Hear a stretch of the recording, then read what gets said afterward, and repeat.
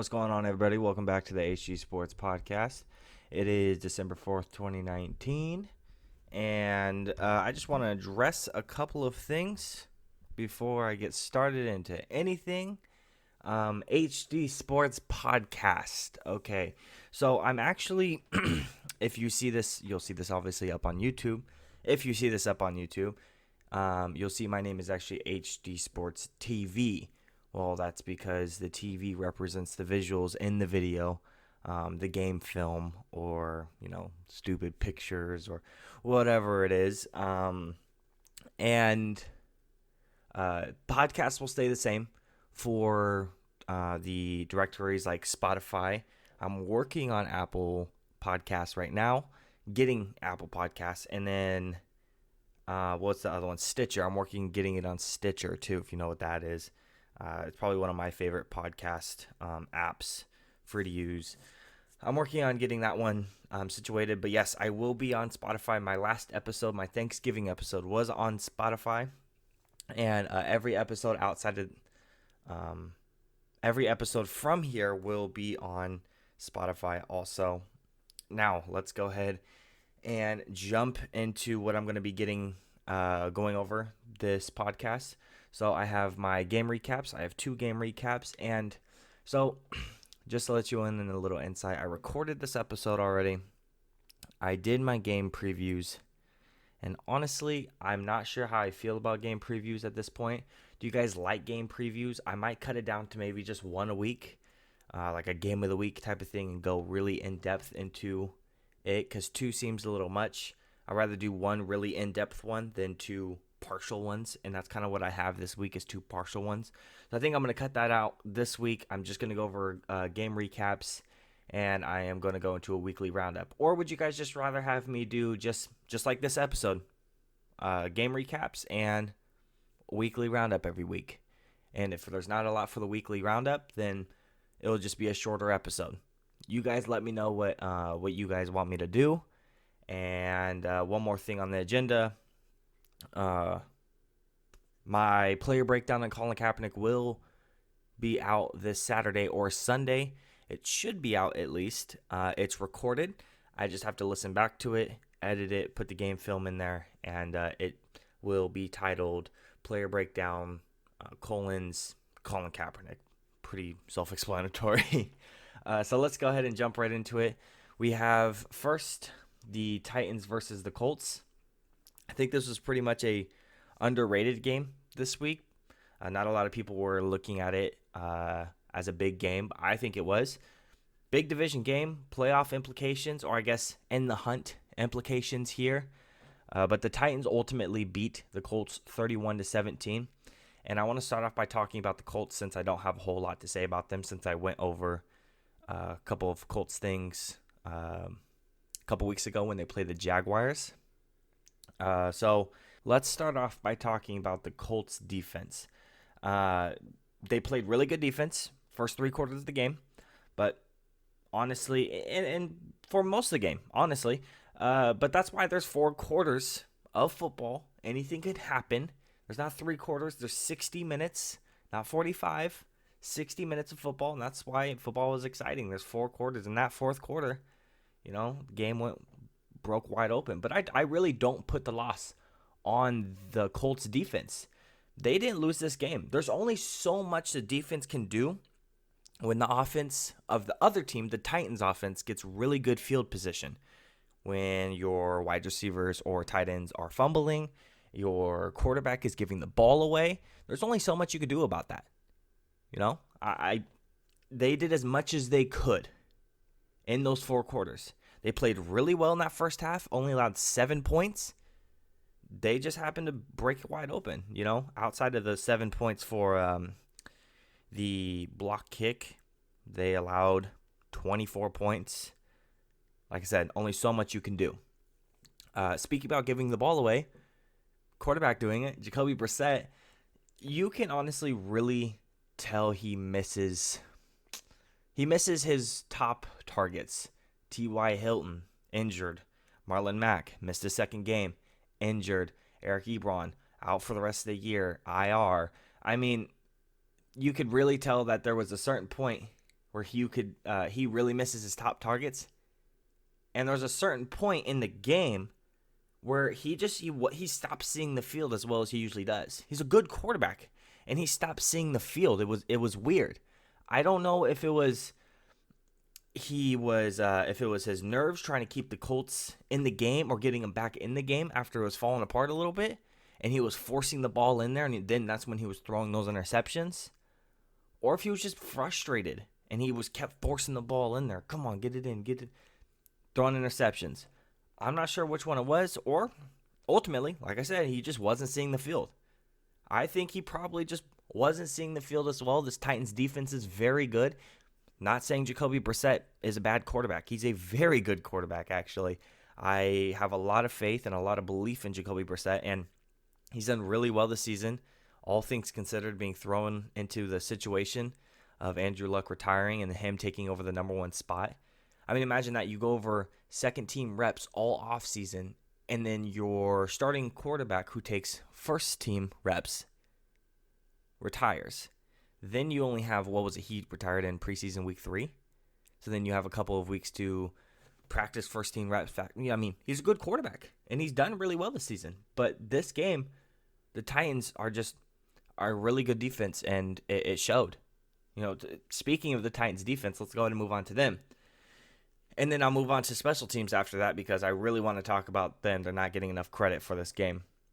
I really like what I saw from the defense, and I said a couple weeks ago that this defense was really good. And I said a couple weeks ago also that Marlon Mack would be missed in this game because of how good they are. I said, hey, Marlon Mack isn't going to be really missed in the Texans game because, the Texans have a really bad run defense. But he's going to be missed in the Titans game if he doesn't come back. And guess what? He wasn't back. And, they missed him. The running backs weren't getting all the lanes. I mean, they had a couple runs that were decent. But overall, they're a really good defense. Swarming, basically group tackling, defensive back blitzing, stunting, dropping linebackers deep into safety territory. And what I mean by that is their middle linebacker literally recognized what the tight end was doing, dropped all the way back in coverage to try to guard him because he recognized the play. And because of that, there was 3 guys on the tight end now. Jacoby Brissett was trying to float it over the linebacker right into the tight end's hand. If he could have done it, it would have been a great play, but he didn't. He threw it right into the safety's hand. Great play by the linebacker. These are the things that they do well. And they're disguising their defense. It's really, really, really good. And they're very underrated if you ask me, personally. And you could tell on the stat sheet, too. 2 interceptions, 1 forced fumble. Got after Jacoby Brissett 3 times. Okay? Now, on the special team side of it, let me start off with this. Let me start off with the unsung hero in every single team. On every team. The punter. Brett Kern is the punter for the Titans. Learn the name. He punted 5 times in this game. 4 of those inside the 10. The other still inside the 20. Giving the Colts offense a bad starting position on so many points in the game, it starts to add up. It makes an impact. The Colts only scored 3 points when starting after a Brett Kern punt. These are stats that don't really show up on the stat sheet. You go and you look up the stats on ESPN or NFL.com and you look at them and you're like, how do I tell special teams? You can't. I had to go through. I was noticing how good these punts were. I'm like, holy crap, these are good punts. Started looking through the punts and where they were landing, and I was like, man, he's punted 4 times inside the 10. It adds up. Okay? It's hard to string together 4 long drives to try to score, and they only scored 3 points. Okay? Unsung hero is Brett Kern in this game, easily. And then let's go ahead and throw in a block kick. Okay? That started the downward spiral of the game for the Colts. And I don't know if you guys realize this, but that was the Titans' 5th block kick tied for the best in the league with the New England Patriots. Impressive stuff from a well-coached group of guys. Seriously, extremely well-coached group of guys. So let's go ahead and now let's flip it to the Titans offense. Just real quick, want to say a couple of things. The Titans offense works for one reason. The coaches finally woke up this season and said, hey, you know what? We got this kid on our team. His name's Derrick Henry, and he's pretty good. He's massive. He's fast. He has a little slip to him. He's getting better in the passing game. Yeah, you know what? Let's give the ball to him. Let's give him the ball to him more this year.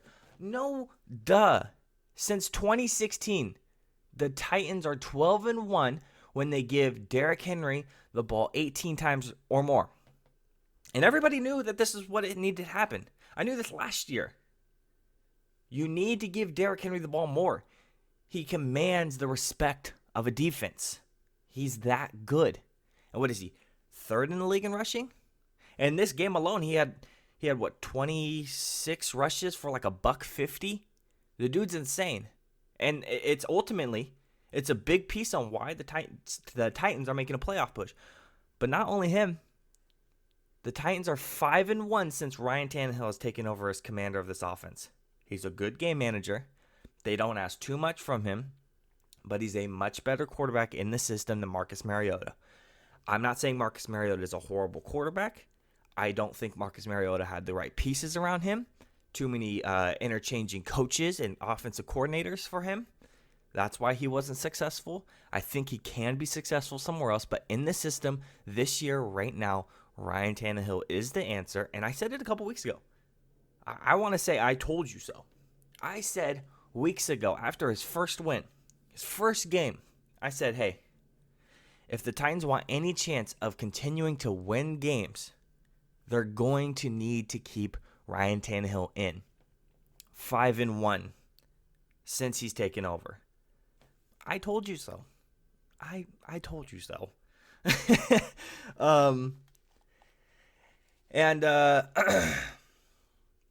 Don't sleep on the Titans. They have been my dark horse since Ryan Tannehill took over. I said a quiet playoff push. They're in the 7th seed. If you don't know, there's 6 seeds in the playoffs. They're right outside. They're knocking on the door of the Texans saying, let me in, man. I'm coming for it. I'm coming for the division. And I think they can. They have a tough schedule ahead of them. They do. But if they can actually pull out wins against these teams and the Texans drop wins against their opponents, the teams that the Titans are playing are tough. And if they can win, they're showing they're a legitimate threat and a legitimate playoff team because how well they're coached. Great defense. Good special teams. Good offense. Not really good. Average offense. With a good running back. And, a good game manager. Good for the system. Okay, and the last thing I want to talk about for this game is the playoff picture for both teams going ahead after this game. This loss puts the Colts at only a 7% chance now of making the playoffs. Here's basically where the Colts stand. They're basically playing spoilers for anyone they play. They're basically just, if they beat a team that is close to the playoffs, they're ruining the playoff hopes and chances of that team. The Colts are not an easy team to beat. I don't care what the record says. They have a good defense, good quarterback. They got a couple things they need to work on, and they have their top 3 weapons outside of their quarterback out. T.Y. Hilton, Eric Ebron, Marlon Mack. Even on defense, what's his name? Darius Leonard. He missed a couple of games, and when he came back, it made a huge difference. So they're missing pieces, big pieces. And I think next year people should keep even a bigger eye on them because they have their pieces back, and Jacoby Brissett gets a whole offseason to learn and grow working those first team reps. Okay? For the Tennessee Titans, they're looking now at a 37% chance of making the playoffs. And like I said before, knocking at the door of the Texans for the division. And because I don't think there's really a big chance of them making a wild card because of how good the wild card teams are. I think they're both like 9-3, I believe.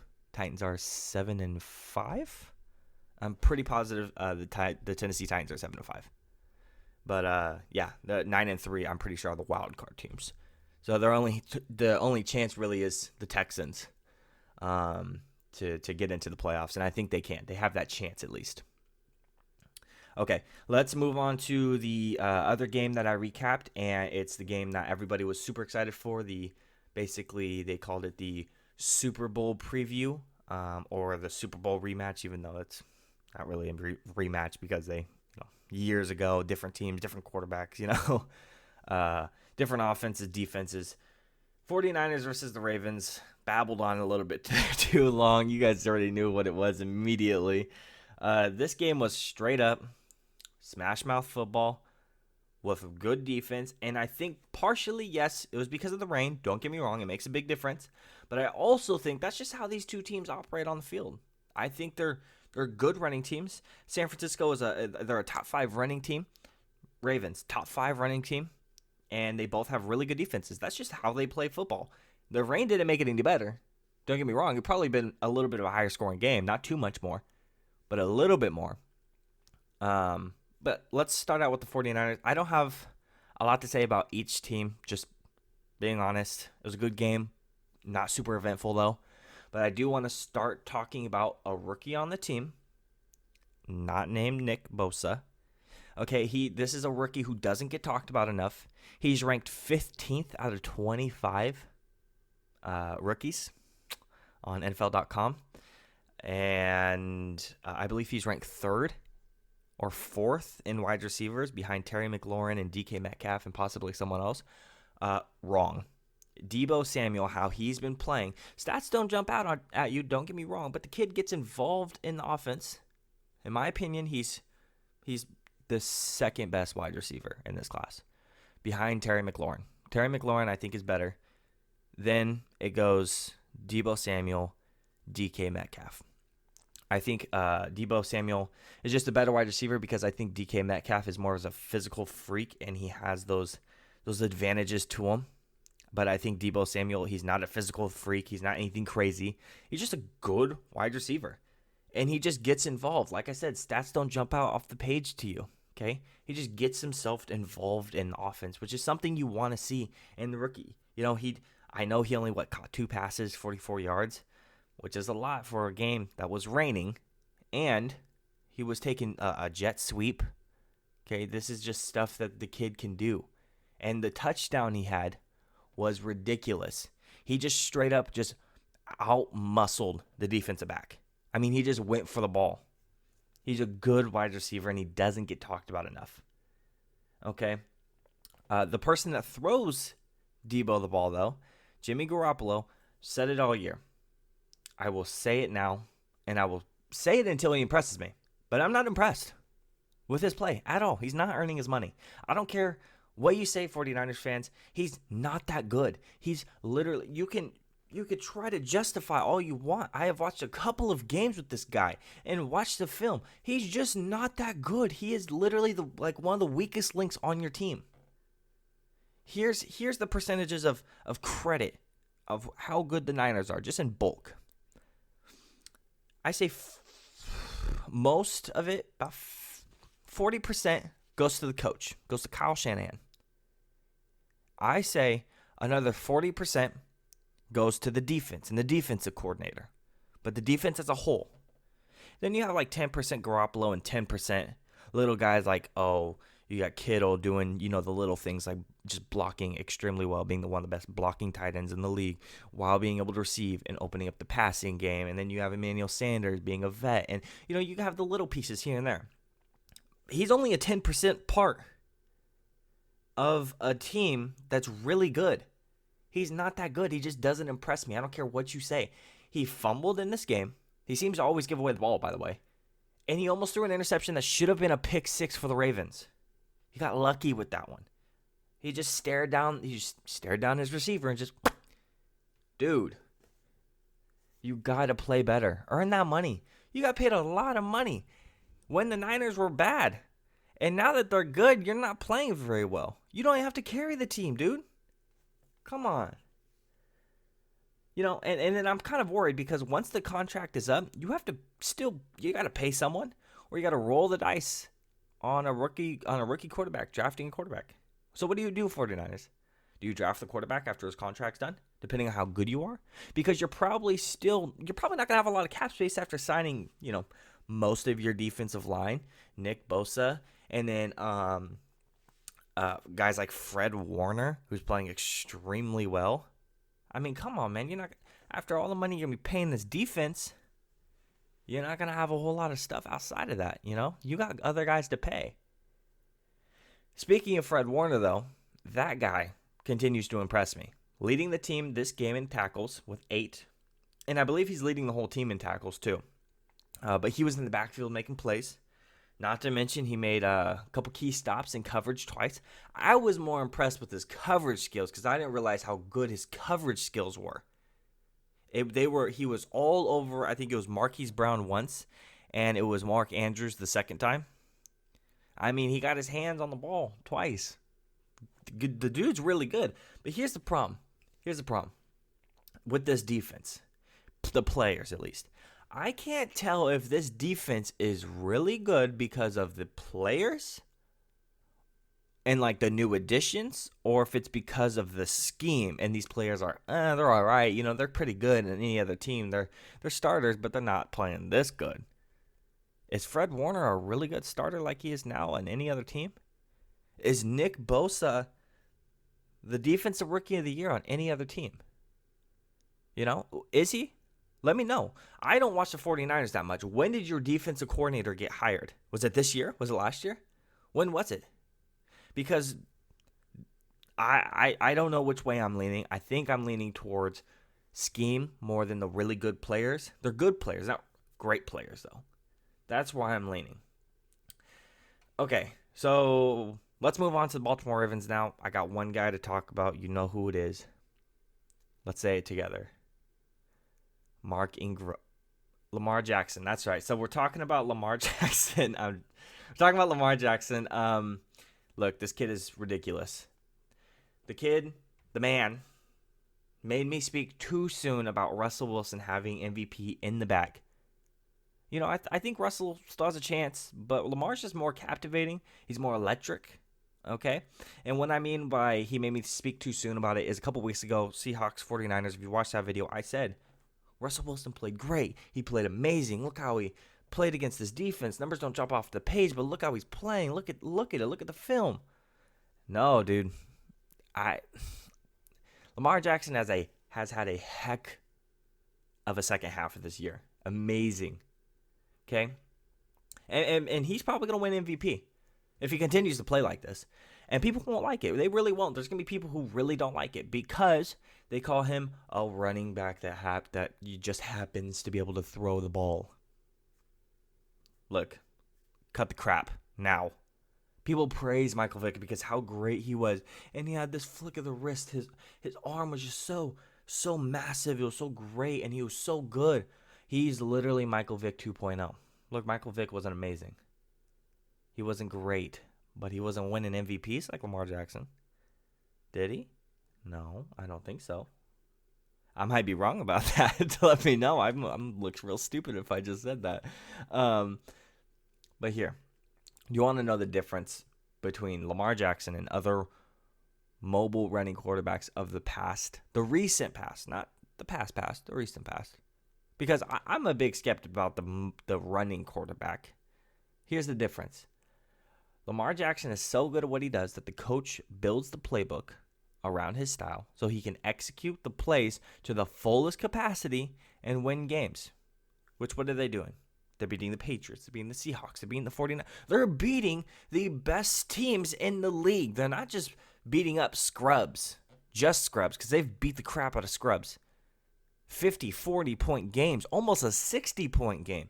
Sure, they've made stupid struggles against, the Steelers. But, who'd they lose to? The Browns? Come on, man. And the Chiefs? I get it. The Chiefs are a good team, but still. They're a good team, and they're winning games. And he's a smart runner, too. So injuries are less likely. So here's the thing. That's another difference. I know a guy like RG3 got injured. He tore his ACL off a non-contact injury in a game. Playoff game, right? Pretty sure playoff game. But there was always the talk. He needs to learn to slide. He needs to learn to run out of bounds. Every time I see Lamar Jackson running around, he just goes scoop right to the outside, right to the right to the left. Even if he has nowhere to go, he's either cutting it back inside and falling, or he's running just straight outside and getting only 3 yards, but he's running outside and he's not getting touched. He's smart. Okay? And give him the credit for putting in the hard work on the passing this year. He might not be as good as a traditional pocket passer, but he's made leaps and bounds compared to what he was last year. The throws and the throws he's making, the plays he's making, he wouldn't have been able to make last year. And because of the work he put in the offseason, makes me believe he's going to continue to grow and be better. And if he continues to grow and be better as a pocket passer, that's like, if you guys know basketball, that's like people saying, man, if Ben Simmons can develop a three-pointer, man, he's real lethal. I mean, same thing with LeBron. He didn't have a three-pointer for a while, and now he does. You know? It's the same thing. If he can develop a better pocket presence, he's more dangerous. Because you got to respect the pass now, too. And then you got a dude who has a 96 speed in Madden running around on the field like nobody's business, okay? I mean, give the man his credit. Stop saying he's a running back who happens to throw. Don't say, man, not bad for a running back. No, shut up, man. Cut the crap now. It's done. It's over. He's Michael Vick 2.0. Maybe better than Michael Vick. We'll see, obviously, in the future. It's 1 year. Let's not get too excited. Let's see in a couple years and how he does and how other teams adapt to him, especially next year. Let's watch that. Okay, so this is the part usually when I would go into game previews. Like I said, not this week. I'm not very satisfied with my notes on this one, and I'm not very satisfied with what I wrote down. Like I said, I did record it too, and I didn't like how it turned out. I deleted the entire podcast. This is my second time recording it. I didn't like it at all. So we're going to go ahead and we're going to move past that. Again, let me know in the comment section. Do you guys want the game previews? I'll do one a week. One game of the week. Boom. And go really in depth about it. Make it like a 10-minute segment. 7, 8 minutes. I don't know. I'm not very good with time. Make it a longer segment. Go in more depth. Let me know if you actually want that. Okay, let me know in the comment section below. Alrighty. But now, since we're going to skip over that, we're going to go ahead and go straight into the weekly roundup. It was actually a pretty eventful week and a half. Let's go ahead and we have, let's see, first, 1, 2, 3, 4, 5. We have 5 storylines. Okay. Number 1. And these are going to be a little short. Should the Cowboys fire Jason Garrett right now? December 4th, 5 o'clock. Should he be fired right now? My opinion. And these are the parts, real quick, tangent. I keep getting off of tangents. I'm pretty bad at that. Tangent. These questions right here I'm going to answer them with my own opinion. These aren't facts. But I want you guys to answer them with me.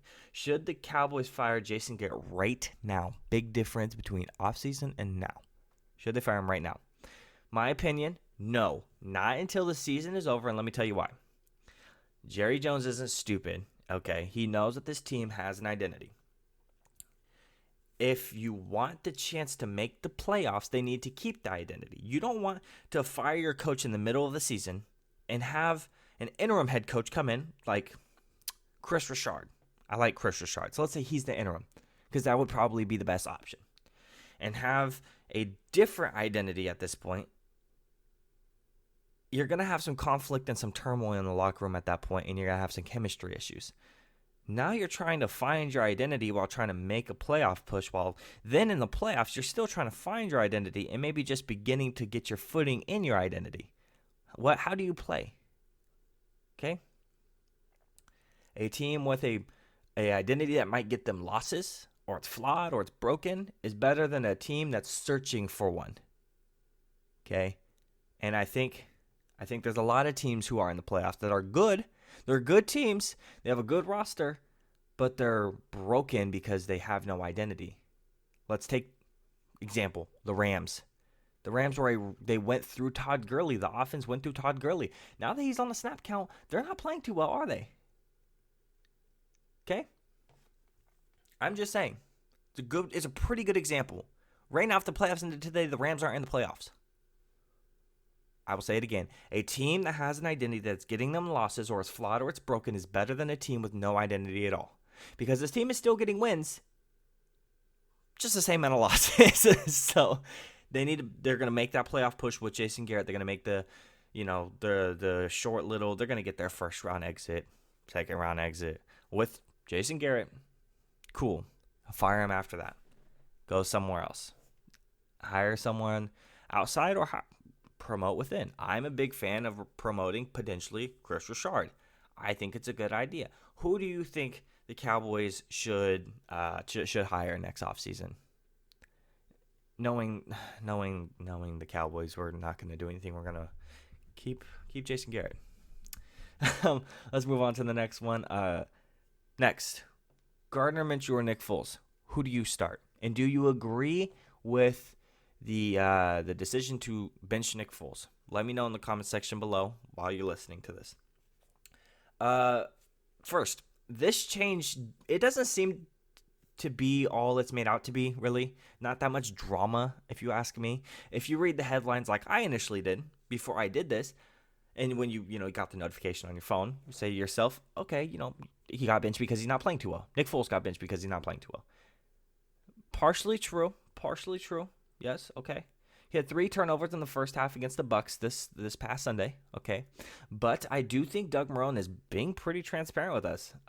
He said that a big reason for the change is Gardner Minshew's mobility and that their offensive line has struggled this season. They have. They've given up the 9th most sacks. Their sack rate is 8%. That's 9th in the league. They have the 9th worst offensive line. I think that's partially true, but I also, like I said, think it's partly to do with the Nick Foles struggles. I think the Gardner Minshew plan, honestly, is okay. I'm okay with it. I'm not 100% on board. The parts I agree with, why I would agree with it is the rookie gets more playing time. So potentially your future gets more playing time, gets more experience, and you give the necessary rest to Nick Foles. I think maybe he was rushed back a week too early, 2 weeks too early. Maybe not. I don't know. We're not in there. We're not in the medical staff. We don't know how Nick Foles feels, okay? Because guys like that he's a competitor. The dude just wants to win games. He just wants to be out there on the field. He might push himself, be like, oh, yeah, no, I feel fine. In reality, he's like, man, I don't feel 100%. I don't think it's as bad as Cam Newton being, rushed out there and him looking like crap. But I don't think he's 100% either. But I do fully expect a quarterback battle this offseason in Jacksonville. Just a little idea. Put this in your brain.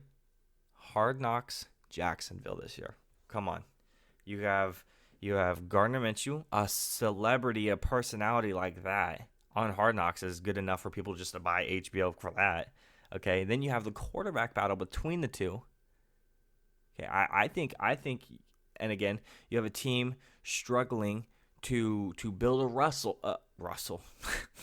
build a roster capable to get them back to the playoffs like they were a couple years ago. Okay? So that's all I got to say about that one. Let's move on to the next one. What do you think about the Freddie Kitchens shirt? If you don't know what I'm talking about, this past Sunday, he wore a shirt that said Pittsburgh started it. He had a jacket over it, still showed it. Doesn't matter. I kind of just want to throw my feelings and opinions out on this, and let me know yours in the comment section below. You don't have to answer all these if you don't want to. You can answer 1 or 2. I don't mind, just as long as, we get some fan interaction going. I'll reply back to every single one of your comments. I'm not famous. I have time and the effort to put in that type of thing with you guys. I think it's just another piece of the story when it comes to the disaster in general of Freddie Kitchens being a coach for the Cleveland Browns. Why is he the coach of the Cleveland Browns? Why did we think a man who wears a shirt that says Pittsburgh started it, an immature thing to wear,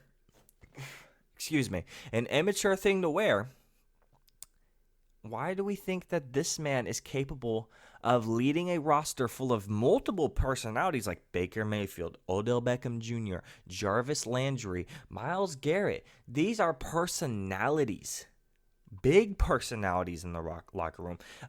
Just having Odell and Baker in the same locker room is big enough. Now you add in more guys with bigger personalities who want to be all-stars. Why do we think that this man can lead them? Fire him. Honestly, Freddie Kitchens does not deserve a second year at all. He has not earned it at all. You have a talented roster, and it's going to take time to build the chemistry. I get it. But wearing a shirt like this is a nail in the coffin for me, man. It's immature, and it's not good leadership. Were you trying to get your players riled up for the game ahead?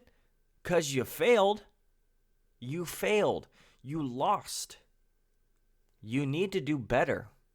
Okay? End the season strong to maybe keep your job. Do something to prove to me and the rest of the people who are doubters that you deserve to keep your job, because I don't think you do. Let me know what you guys think, because I think Freddie Kitchens is about, 9 toes out the door. Okay?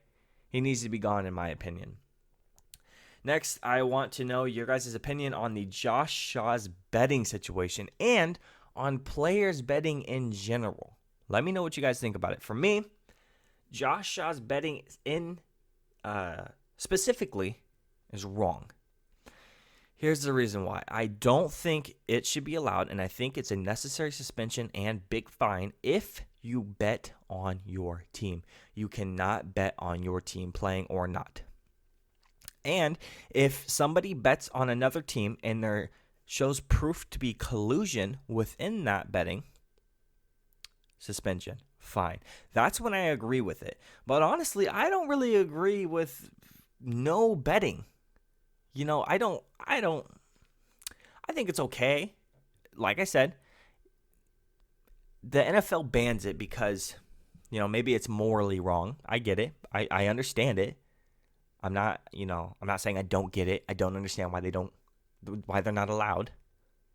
But they're banning it because they're trying to make it not so complicated if they were to allow it. Because I think it would be complicated. It's like, okay, yeah, you can go ahead and bet on games, but not on your team, and no collusion. We're going to be going through phones. We're going to be doing this. If you're betting, you have to go through the proper channels, and if you're caught doing outside the proper channels, you're going to get suspended too. There's going to be 1,000 rules because that's how the NFL is, having 1,000 rules, and I'm speaking very fast. Are you guys impressed yet? So I kind of want to know what you guys think about the Josh Shaws. Did he get the appropriate suspension? What do you think about player betting in general? And yeah. Next is Kyle Allen or Cam Newton, and my opinions on the Ron Rivera firing. Let me know what you guys think. Obviously, another question. What do you guys think about it? For me, here's where I stand on Cam Newton versus Kyle Allen. In the first 4 games before the 49ers, I said Kyle Allen. All day, every day, doesn't even matter. Now, it's if Cam Newton is 100% healthy, we get Cam Newton of old, above average Cam Newton, who's pretty good, not great, pretty good, can lead the offense, be commanding. Start him. If Cam Newton is not 100%, don't rush him back out there. You go Kyle Allen. Excuse me. And honestly, you can't rush him out there again because he's going to have more surgeries. Cam Newton might never, ever throw the ball properly ever again. He's about to go in surgery tomorrow? He's about to go in surgery on Thursday, I believe, which is tomorrow for me. I'm recording this on Wednesday. That's kind of where I stand on that one. With Ron Rivera, it was probably the right time to fire him. What was it? 8-9 year stint. Pretty good, obviously, Super Bowl run in 2015. That's the high. The players have great respect for him. Fans, I believe, still like Ron Rivera a lot. Ron Rivera. I think I've been saying that wrong this entire time. Riverboat Ron. That's what I'm saying from now on. Riverboat Ron. The fans still like him. And I think before people got a sour taste in their mouth, this was probably the proper time to make a coaching change to move on from here. He will probably be coaching in the future. He is probably a candidate for New York because that coach out there, I think it's Pat Shurmur. Yeah, it's a failure out there. And, a guy like, Riverboat Ron can, make that change. He can go out there and he can take the Giants to the next level. Not playoffs, just not the bottom of the division, not being as bad as they are now. And that's kind of my opinions on that. And that's the weekly roundup right there, you guys. That's 5 questions for you guys. Answer however many you want in the comment section below. I'll be having this one every week just because it kind of goes over a couple storylines and things I like. And hey, no list this week. I know it's kind of weird not having a list, but okay. So if you guys like the video, if you're not subscribed yet and you want to keep up with my content, my journey on this channel, press subscribe and let me know in the comment section below. Subscribed, I'll give it a thumbs up, a like. Give me comments down below, these questions. Let me know any suggestions about the channel. Let me know how you feel about the game previews. Seriously, you guys, I really need to know about the game previews. Do you guys actually want them? If not, I won't put them in there. And if you guys don't let me know, I will continue not having them in there until someone says otherwise, or a majority of you guys say otherwise. If I get someone saying yes, I want game previews, I'll get one in there. I'll get a game of the week and I'll make it more in depth and more better, I should say. Well, that's all I have for you guys today. I will see you guys on Saturday because that's when I have the Colin Kaepernick video coming up. And hope you guys have a good week. Peace.